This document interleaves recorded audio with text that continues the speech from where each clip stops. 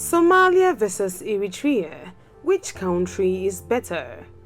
Hello Explorers, welcome to another informative video presented to you by The Explorer, and thanks for watching. In this video, we shall put two beautiful African countries, Somalia and Eritrea, head to head to determine which one comes on top. Though both countries are unique in their own ways, they somewhat have similar features. Many factors go into deciding which country is a better option, such as the primary aim of the trip and what you intend doing in both countries. Just off the cover of the book, these two countries present several differences in terms of location, demographics, and more, but an in-depth look into both countries will ascertain how different or similar they really are, and hence which stands taller. We will look at the demographics, economy, politics, educational structures, as well as their culture to crown a winner.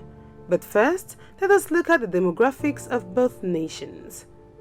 If you are new here, welcome. Be sure to subscribe and turn notifications so you don't miss on any of our videos. Demography and climate. Somalia, a country in the Horn of Africa, has the longest coastline on Africa's mainland.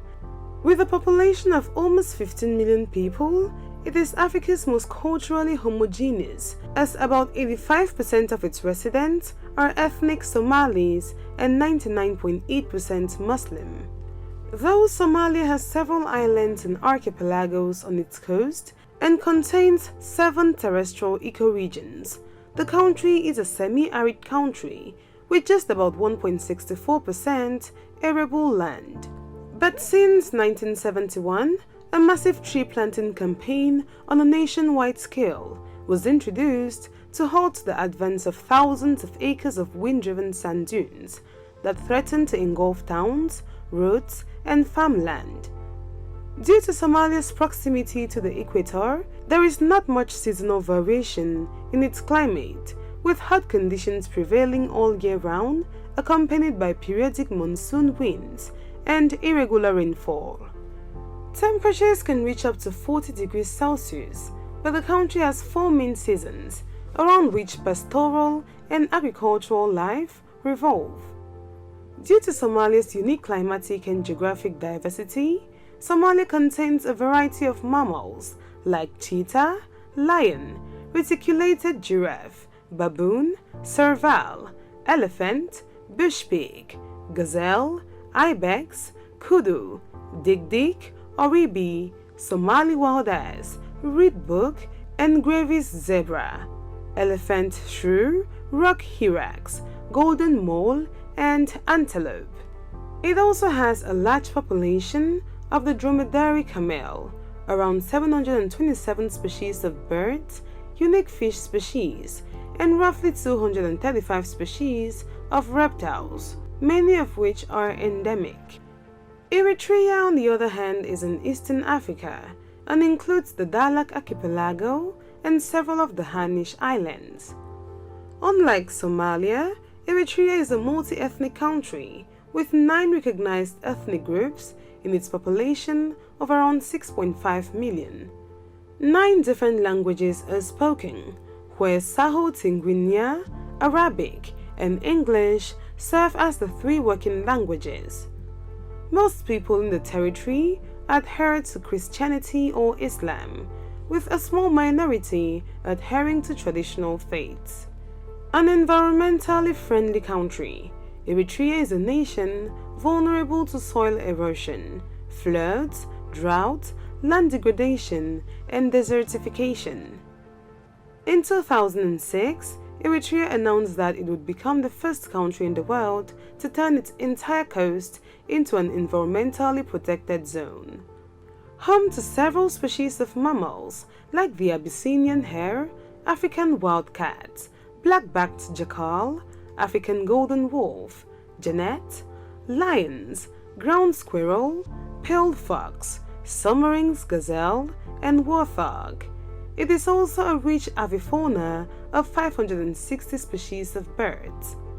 African bush elephants, dik-diks, bush bugs, dwickers, great kudu, klipspringer, African leopards, oryx, crocodiles, the spotted hyena, and the endangered African wild ass are some of the nation's animal glories.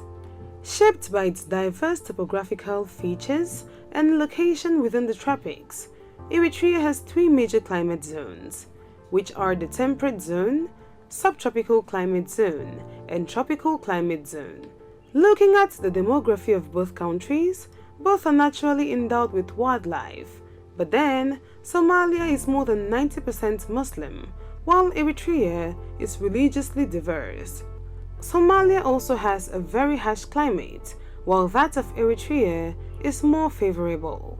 Hence, this round goes to Eritrea for diversity and a better climate, but we hope they hold up in the political arena. Politics and government. Somalia is a parliamentary representative democratic republic, with Mohamed Abdullahi Mohamed currently serving as acting president since 2021.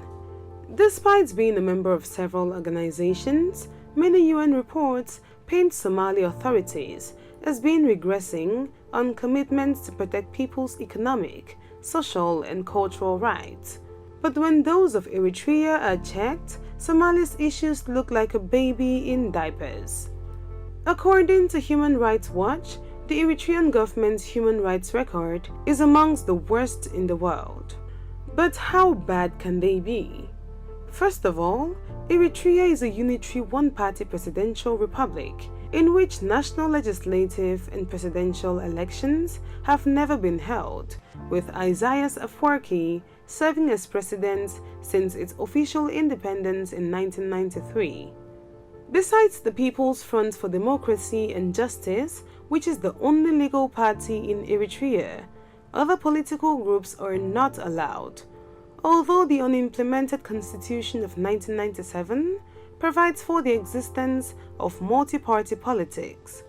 President Isaias Afwerki has regularly expressed his disdain for what he refers to as Western-style democracy, like in a 2008 interview with Al Jazeera, when the power-hungry statesman said, "Eritrea will wait 3 or 4 decades, maybe more, before it holds elections. Who knows?" For this round, it is an obvious win for the Somalian politics, but then the next round will determine if their politics is also running a smooth and progressive economy or running it to the ground. Economy.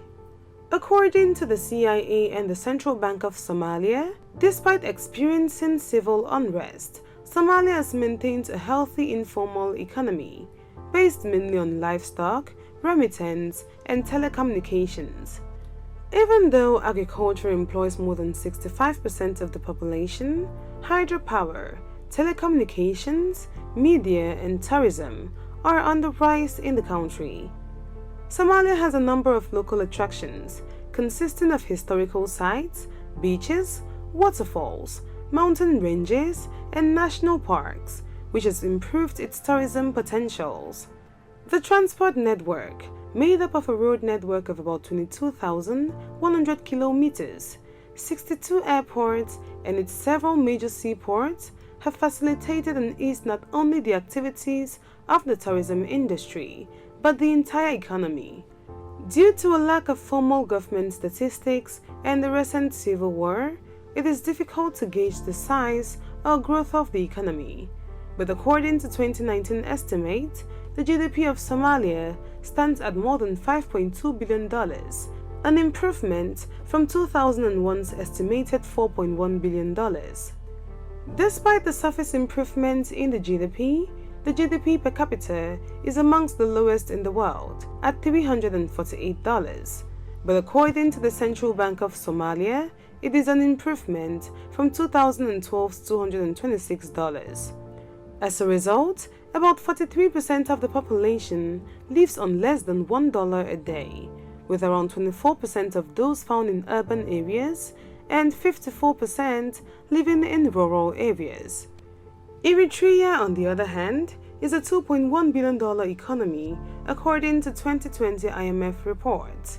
But don't let that GDP fool you, as its GDP per capita of $625 is almost double Somalia's, thanks to its small population of about 3.6 million people. The economy of Somalia grew at a 3.9% annual rate from 2010 to 2020, an improvement from the 1.3% annual rate from 2000 to 2010. The pickup in growth has been attributed to the commencement of full operations in the gold and silver Bisha mine, the production of cement from the cement factory in Massawa, and investment in Eritrea's copper, zinc, and Kololi potash mining operations by Australian and Chinese mining companies. Worker remittances from abroad are estimated to account for 32% of gross domestic product, even though 70% of the Eritrean workforce is still employed in agriculture. In terms of the economy, both countries are almost on a level field, with many natural resources, remittance, and a growing economy, but Eritrea takes it home because of its slightly better GDP per capita. Education. If your reason for wanting to pick one of these countries is to settle or study, you might be interested in which offers a better educational system for you or the little ones. Given the Somali Civil War in 1991, the constant flip in the running of the educational system, higher-level educational privatizations, as well as a traditional grip on religion, Somalia has one of the lowest literacy rates in Africa, at just about 37.8%. Also, gender disparities are too wide along these lines, as amongst females, it's just 25.8%, while 49.7% in males. Given about 99.8% of the country is Muslim, Quranic schools remain the basic system of traditional religious instruction in Somalia, which provide Islamic education for children, thereby filling a clear religious and social role in the country. This seems to be in sharp contrast to Eritrea, which has a more open educational system with approximately 824 schools, 2 universities, and several smaller colleges and technical schools. The overall adult literacy rate in Eritrea is 76.6%, while for youth, the overall literacy rate is 93.3%, indicating an effective educational system. Hence, in terms of education, Eritrea has a better educational system. Culture. Now, the general culture of any people is a strong pull or push factor when it comes to visiting or moving to it. Somalia's cuisine is mostly influenced by Somalia's rich tradition of trade and commerce. Even though there exists some variety, there remains one thing that unites the various regional cuisines. All food is served halal. There are no pork dishes, no alcohol, nothing that died on its own is eaten, and no blood is incorporated. Spices including cumin, cardamom, cloves, cinnamon, and garden sage are used to add aromas to their different rice dishes, which are very common. The adoption of Islam in Somalia's early medieval history brought Islamic architectural influences from Arabia and Persia. Somali architecture is a rich and diverse tradition of engineering and design, involving multiple types of construction and edifices, such as stone cities, castles, citadels, fortresses, mosques, mausoleums, temples, towers, monuments, cairns, megaliths, menhirs, dolmens, tombs, tumuli, steles, cisterns, aqueducts, and lighthouses. Spanning the country's ancient, medieval, and early modern periods, it also embraces the fusion of Somalo-Islamic architecture with contemporary Western designs. Hence, one can easily conclude that most of Somali's culture is influenced by its Muslim religion, unlike Eritrea.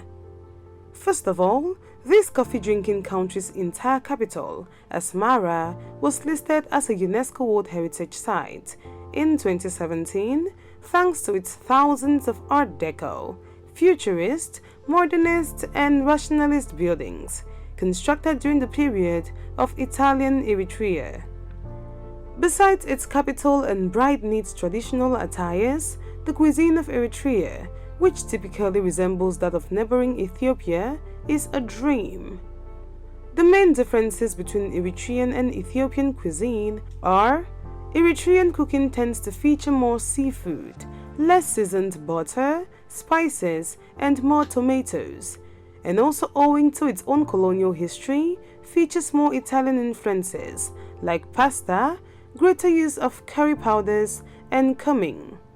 Besides convergent culinary taste, Eritreans share an appreciation for similar music and lyrics, jewelry and fragrances, tapestry and fabrics, as many other populations in the region. For this final round, we believe every culture is beautiful, and now depends on the taste and desires of the beholder. Hence, it's a draw. Conclusion: the choice on which country you will favor depends on several factors, like your aim of the visit and personal taste, but for the sake of this competition, we have to pick a winner. Somalia took home a point for its political system and had a draw with Eritrean culture. Eritrea took home 3 points for demography, economy, and education, meaning it's a win for Eritrea for this comparison. But then, never forget how beautiful it will be to experience the unique culture and long coastline of Somalia. There you have it, explorers. That was a comparison between Somalia and Eritrea. Thanks for watching this video, and if you did enjoy this video, do all to give it a thumbs up, and do not forget to subscribe and share with your friends.